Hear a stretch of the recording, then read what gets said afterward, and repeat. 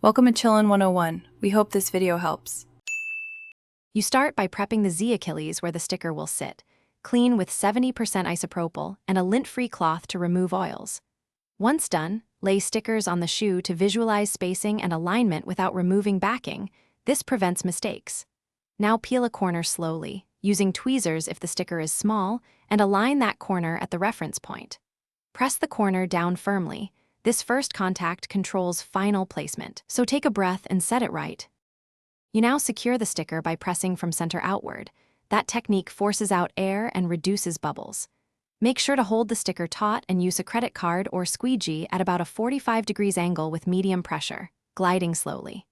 For curved or textured parts of the Z Achilles, warm the adhesive lightly with a hairdryer on low. This activates glue and helps the vinyl conform.